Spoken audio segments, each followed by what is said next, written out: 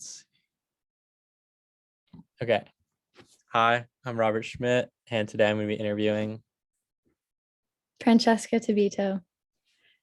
All right, Francesca.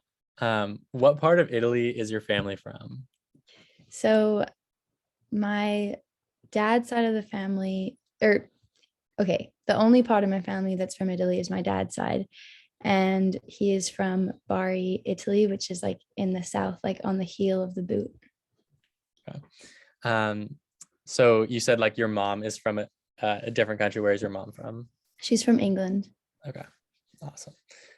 So how many times have you returned to Italy since you left? So before COVID started, I used to go back every summer to see my grandparents and like my whole dad's side. But since COVID, it's been a little more difficult, but also at the same time, my parents just moved back. So I've been going like rather than going in the summers, I've been going in the winters for Christmas. Mm-hmm. So pretty much every year of my life so far. Yeah, and when exactly did you leave Italy, like originally? Okay, so I was born in Italy, so I moved just like I don't think I was even one like when I moved from Italy for the first time. Okay. And what are some of the other places that you have lived? So when I was not even one, I moved from Italy to the Netherlands and then lived in the Netherlands for like 9 years. So from 2001 to 2009.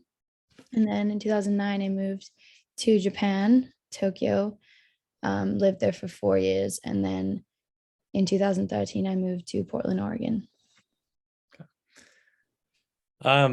Of those places, where do you think you had the most difficult adjustment? Definitely moving from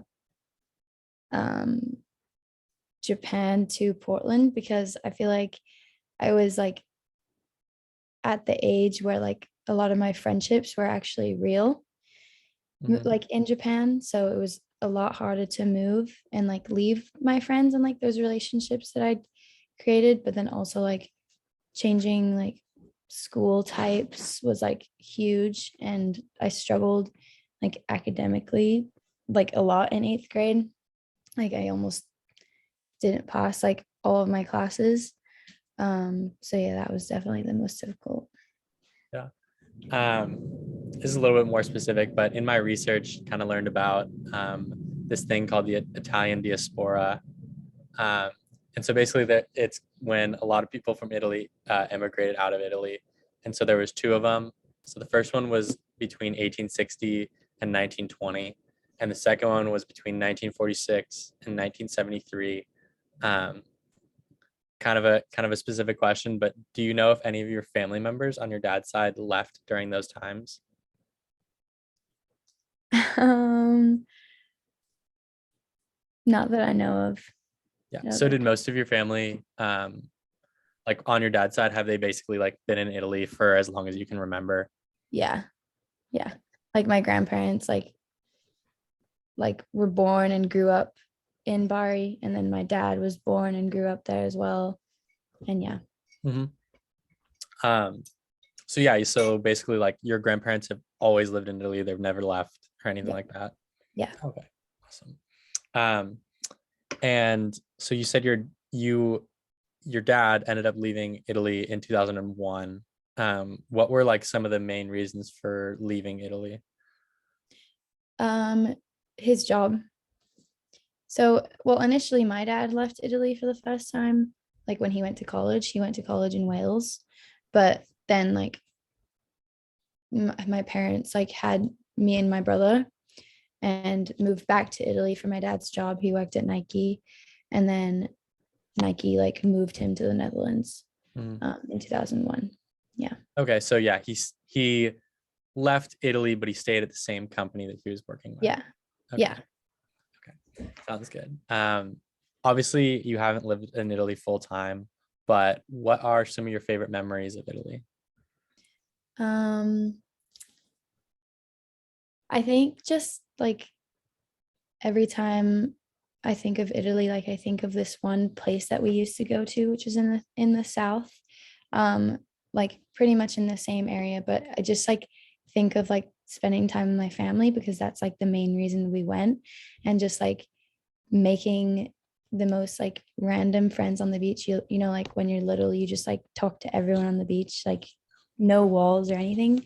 So I think just like, I don't know, just like such like innocent times of just like no cares in the world. Yeah, that's what I think of. Yeah. What are some of your favorite cultural or artistic or food parts of like the Italian culture? I love that.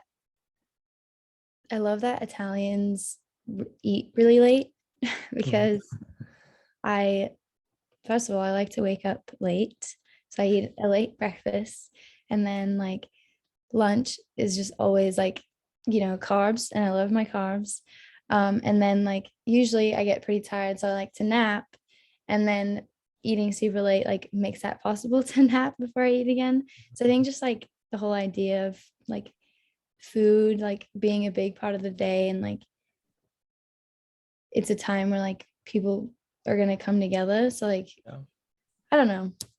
I really like just the culture of food a lot. Yeah, and culture and how kind of that like that culture of food ties into having like strong family ties. Yeah, yeah, like food and family is just like such a huge thing. Like I love that people eat late because it means that people that work can, come home and actually be at the dinner table like when dinner is served. And I just love that. I feel like even when me and my family we didn't live in Italy, like we kept that tradition, and like would always wait for my dad to come home from work, and we'd all eat together and like spend hours at the dinner table just talking. So yeah, I love that. Yeah.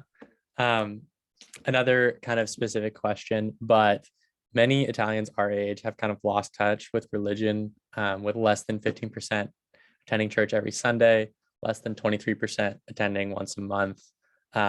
What role, if any, has religion played in your life?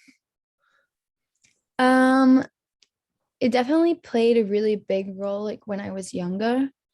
Um, we would go to church every Sunday, and then like always go to church, like obviously on like Christmas Eve.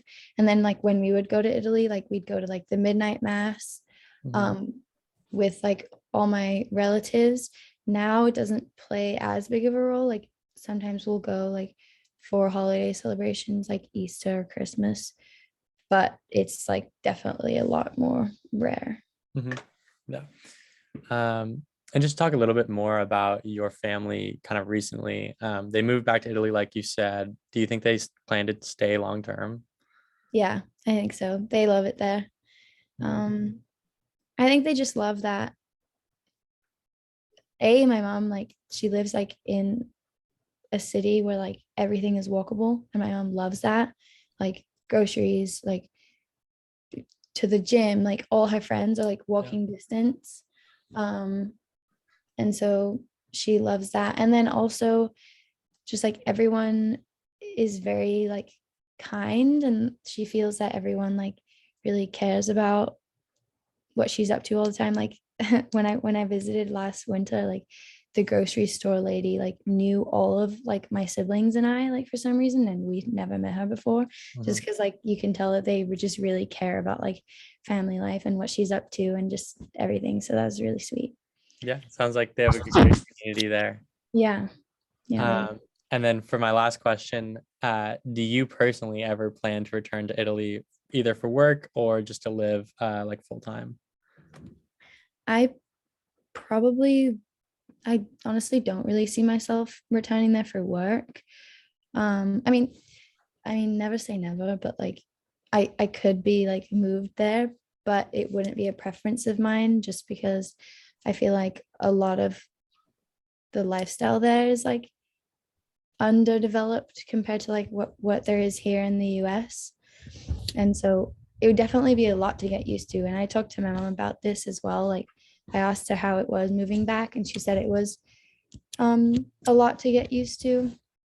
Um So I don't know, maybe actually, yeah, because I feel like I am a person that has like grown up and had to deal with change, so I know how it is. So Yeah.